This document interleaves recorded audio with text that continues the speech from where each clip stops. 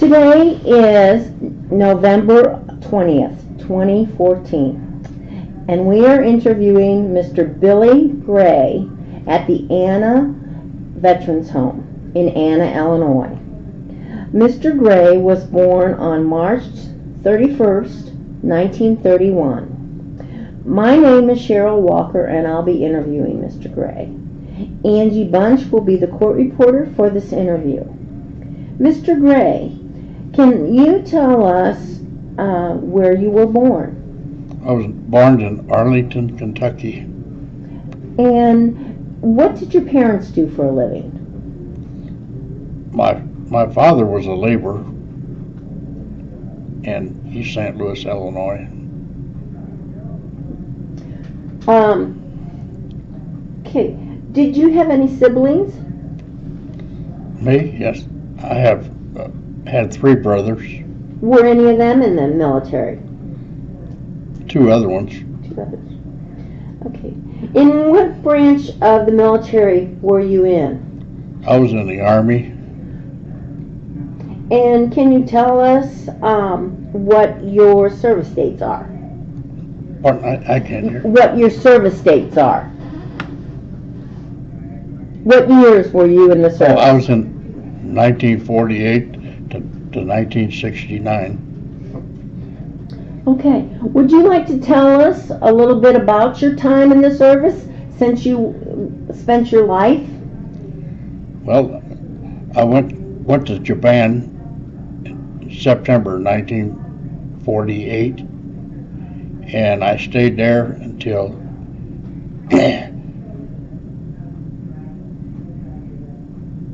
June of 1950, and then I was shipped to Korea, and I stayed in Korea until October 1951, and I came back to the States, and I stayed in the States until, let's see, when was it? I stayed until September of 52, and I moved to Germany, and I stayed there 5 years and came back to the States for a year, and I went back to Germany for 3.5 years, and then I was shipped to Fort Irwin, California, and I stayed there 3.5 years, and went back to Korea for 15 months, and then I came to Fort Ord, California for, I think it was 16 months.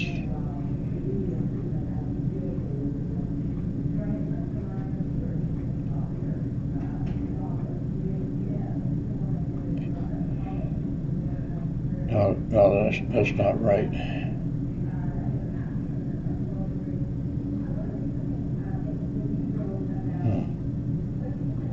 I can't remember. That's okay. That's okay. Where in Japan were you stationed? Pardon? Where in Japan were you stationed? I was stationed in Tokyo, Japan, Sendai, Japan, Sapporo, Japan, Yokosuka, Japan. So you got to see a lot of Japan. Yes, I did. Mm-hmm. And what were your jobs? What duties? Well, when I was with the first cav, we were on guard duty. We were guarding the Imperial Palace in Tokyo, and then they broke us up and sent us to the 7th Division, and I was with the combat engineers, and we was building roads, bridges, and then they sent me to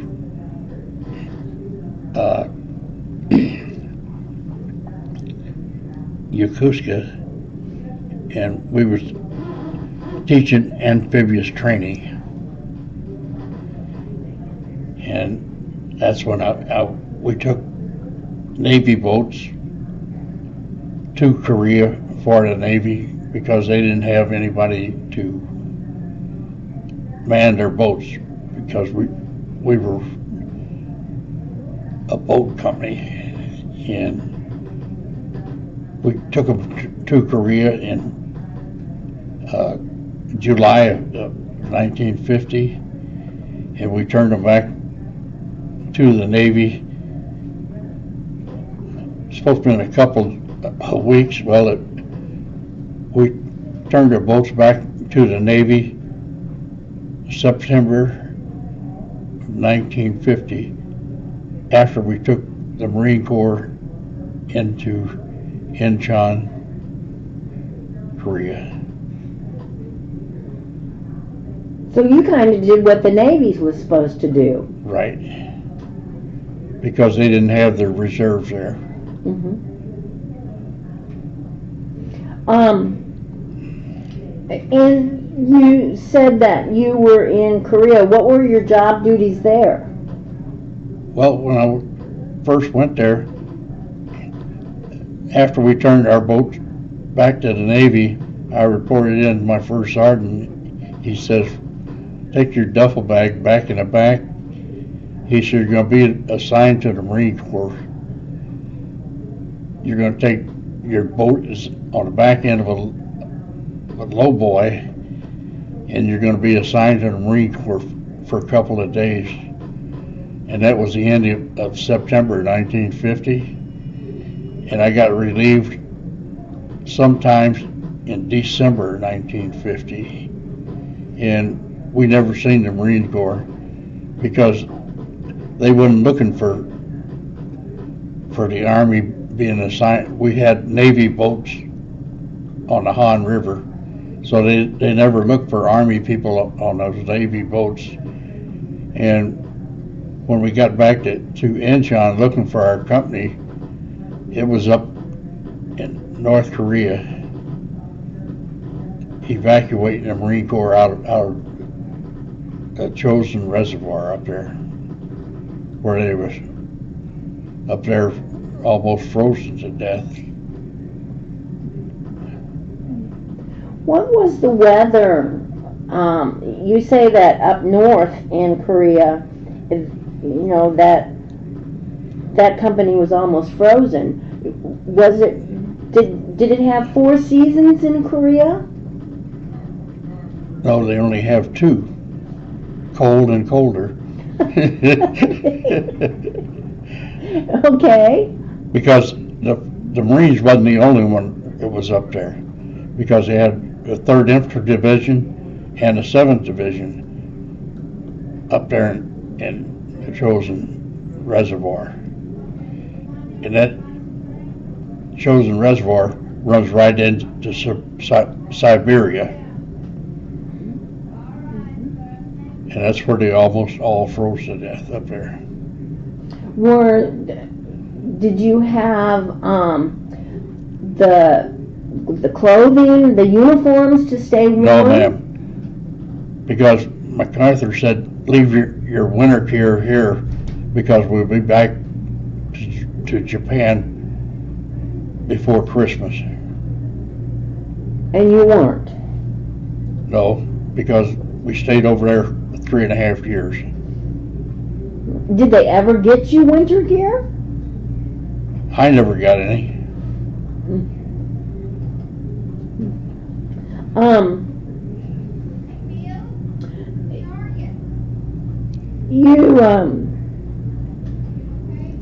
You were in quite a few different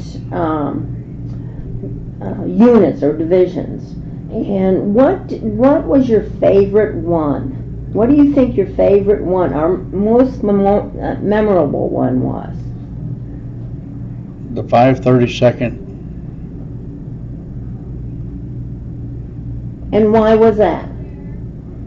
Because we had a place where we could heat our food, because we had boats and we could heat our food on the engines. And what kind of food did you have? Did you have K rations, C rations? C rations. C rations. And what were your favorite sea rations? Sea ration, beans, Do you still eat beans?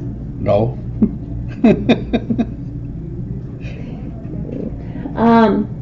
Because the other stuff, it was awful. Because if you had hamburgers, they was about that much grease on top of them. That doesn't sound very good. No. And especially when it's cold, you got to scrape all that grease off of them, especially when you don't have no place to heat them. What's the difference between C rations and K rations? I don't know. I never seen any K rations. Okay. You enlisted into the service, is Yes. that correct? What were you doing before you enlisted into the service? I didn't do anything because I couldn't find a job. That's the reason I enlisted. And how old were you? 17. 17. So you had finished high school I didn't finish high school. but you decided to enlist into the service. Right. Where did you get inducted at? St. Louis, Missouri. Do you remember your induction? Yes. What do you remember about it? Well, it was just across the river from where I lived. I lived in East St. Louis, and went over there and got inducted. And they told us to come back the next day, and they sent us from there to Fort Knox, Kentucky. That's where I took my basic training. Mm-hmm. And when you did they bus you down there? Did they put you on a train? They sent us on a train. On the train. What did you think when you got there? I thought, what did I do wrong? What was basic like for you? It changed my life, that's for sure. Okay. How did it change your life? Well, I never had anybody give me orders like they did there. Did you do a lot of marching? Sure did. After your basic, where did you go for your AIT or advanced training? I didn't have advanced training. You didn't have advanced No, training. they sent me to Tokyo, Japan. Because I got out of basic training in August, and in September I was in Tokyo, Japan. Was that usually how they did that? No. They just did it for you. They said you were going. No, they didn't say that to me. The whole company went there. Oh. Okay. But the funniest part of it was our whole company went there, but the people that lived east of, say, Indiana, they went to New York. They said, oh, we're not going to Japan, we're going to go to Europe. But they got on a boat in New York. They went around through the Panama Canal and picked us up in Washington State, and we sailed to Japan.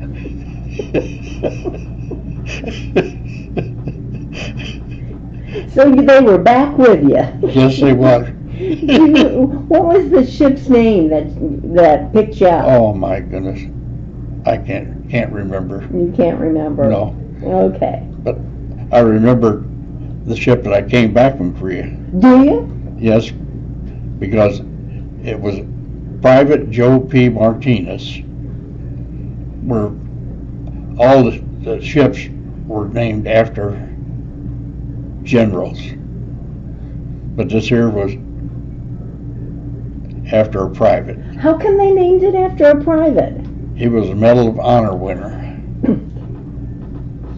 And it was coming back to be deactivated. It was. So, did you get a plaque for that, for coming back on that ship? I did. Do you still have that plaque? No, but I got I got a pin that still has that Private Joe P. Martinez, and he was with a 7th Infantry Division when he got that. Did it go to the ship? Did that ship go to the shipyard or for scrap? Right. And when we came back on that ship, we got in line for breakfast and got back in line for supper. We only got 2 meals. And the only fresh water was drinking water. And we stopped in Hawaii to get food and drinking water. So did you get showers on the ship? Salt water. Ooh. I bet that dried your skin out. Oh, it did. When you stopped in Hawaii, were you able to get off the ship? Yes, we did. Did you get a leave over there? We got 12 hours there. What did you do there? Very little of anything. We found an air-conditioned place because we didn't have no summer clothes. We had to go ashore with winter clothes. And we almost burned up. How many sets of uniforms did you have in Korea and Japan? In Japan, we had, for khaki uniforms, we had 5 sets of khakis. And for the ODs, we had 2 sets. What about in Korea? Korea, we had work clothes. We had 3 sets of work clothes. Oh. And we had a field jacket with no liner on the inside of it, no gloves, because we went there in July and we didn't get any winter clothes.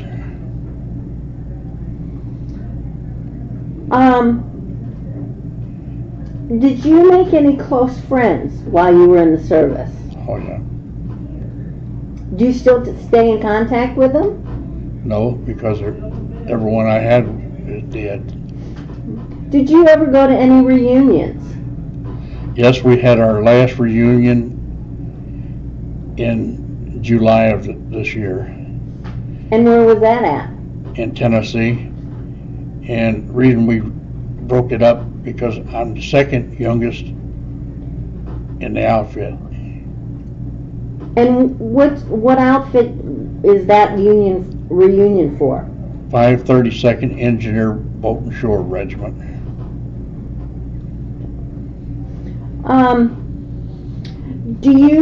How did you stay in touch with your family when you were overseas? Just a letter. Did you get lots of them, or was mail call pretty difficult to get? I didn't get too many letters. I didn't write too many either. What did you do for recreation when you had time off duty? We went to town. We had plenty of things to do. And by the way, today is my 60th anniversary. 60th anniversary. Congratulations. Thank you. Congratulations. Wedding anniversary? Yes. Congratulations. Did you meet your wife after Korea? After Korea, I met her in Germany. You met her in Germany. Where in Germany were you stationed?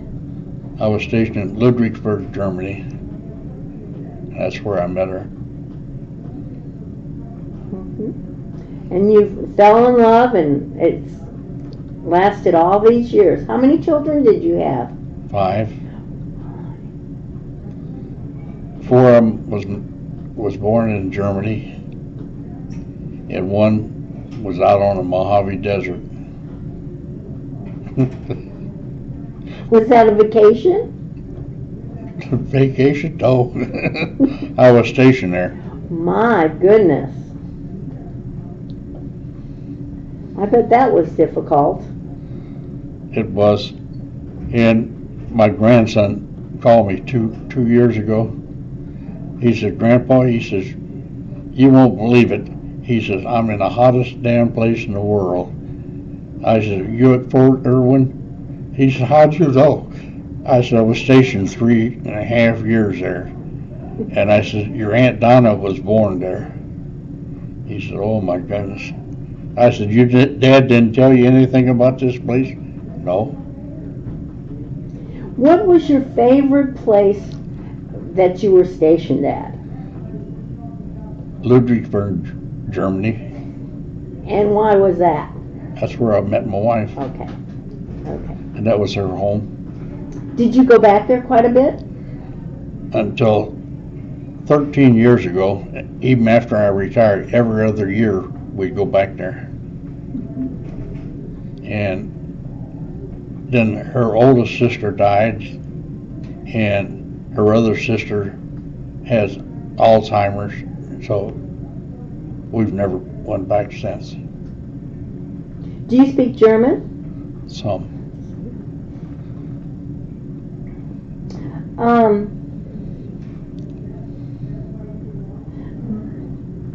What was it like when you decided to retire? Do you remember that? Yes, because I had a wife, 5 kids, and I knew that I was due to go to Vietnam, and I sure didn't want to leave a wife and 5 kids. And when you retired, did they have a ceremony for you? Not really,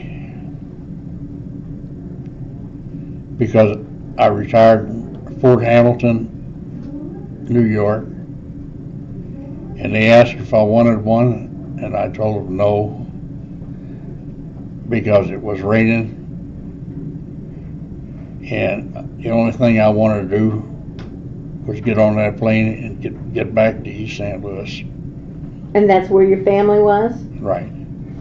Because my mother died the 4th of December, and we came home on emergency leave, and I had to go back to Fort Hamilton, New York for retirement. The only thing I want to do is get out of there. What did you do after you got out of the service? I started working for the railroads, and I retired from the railroad after 28 years.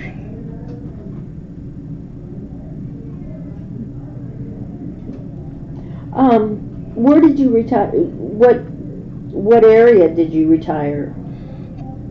I retired in Oakville, Illinois. You know where that's at? No, I don't. It's on between Mount Vernon and St. Louis. It's halfway on 64. Interesting.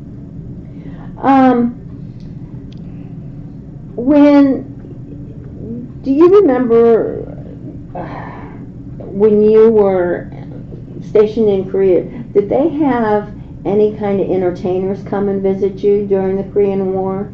Yes. Did you see any of them? No. Because I wasn't going to sit out there in the cold and listen to them.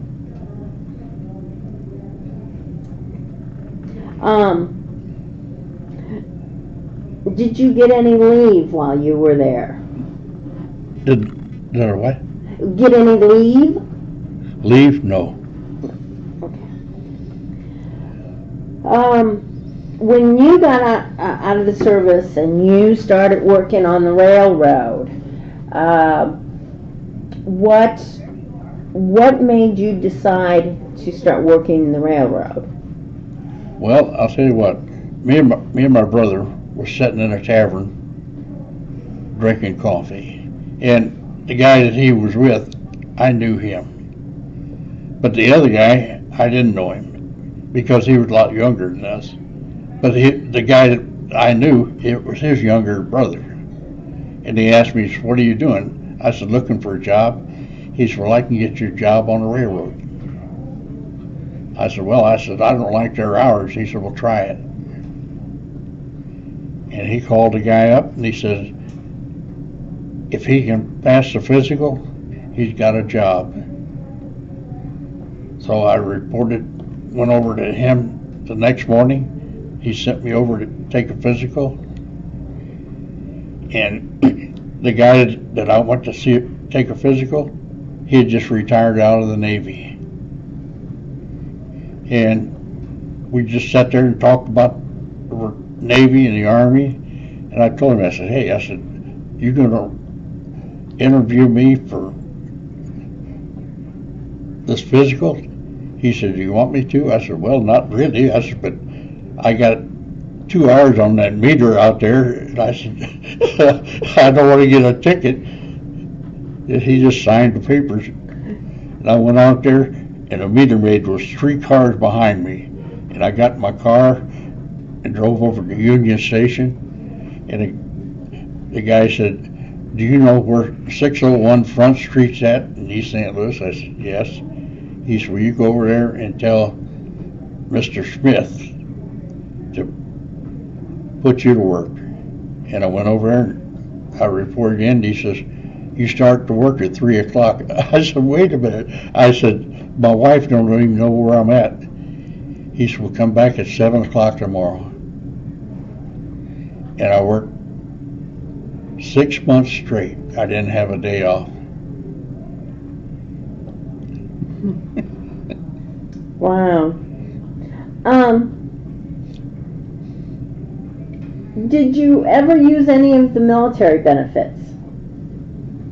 I did, but I waited too long because on the railroad, I was on the extra board, and they call you when you need you.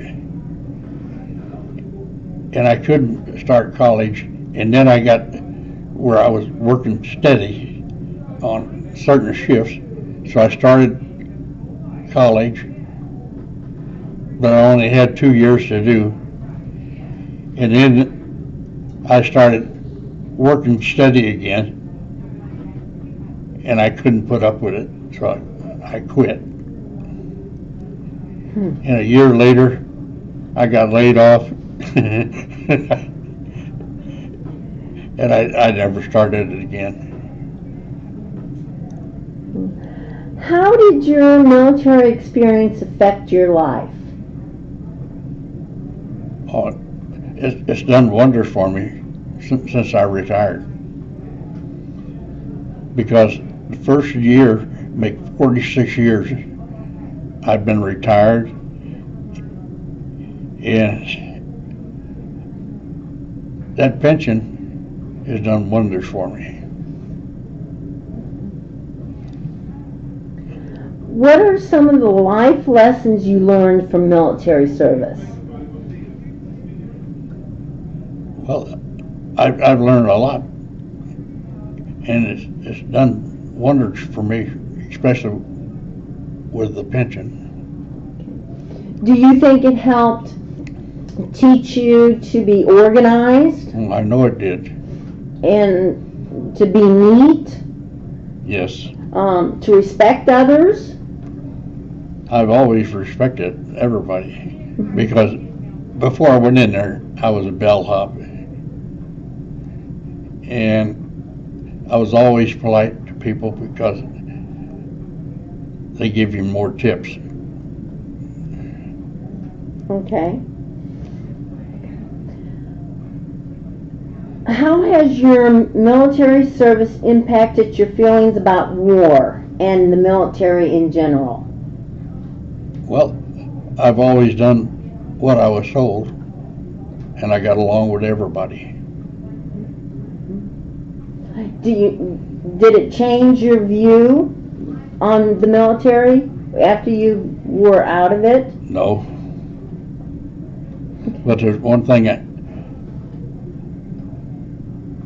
I don't let people step on my toes. If they start to step on my toes, I step back. That's a good life lesson. Because it happened right here.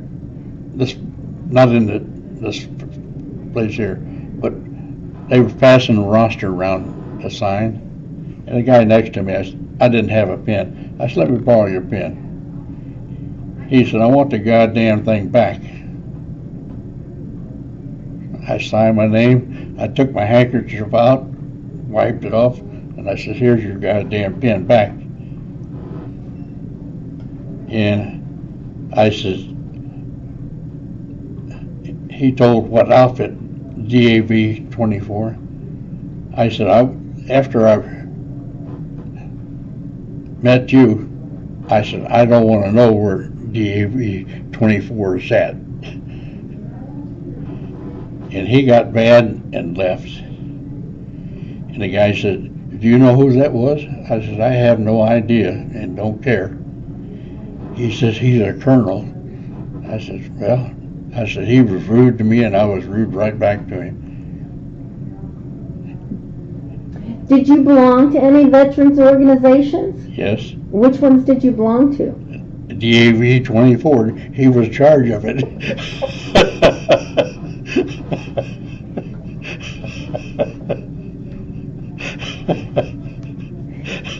I belonged to the VFW, the Korean War Veterans, and DAV 24. Oh, that's a good story. And we went to the Nazarene Church, Veterans Day, and he sat right next to me. And I told him who I was. He said, "I know who you are." Well, at this time, Mr. Gray, I would like to thank you for the time that you gave to our country. And I would also like to thank you for the opportunity that you've given me today in being able to interview you. Okay. Okay. Thank you. All right.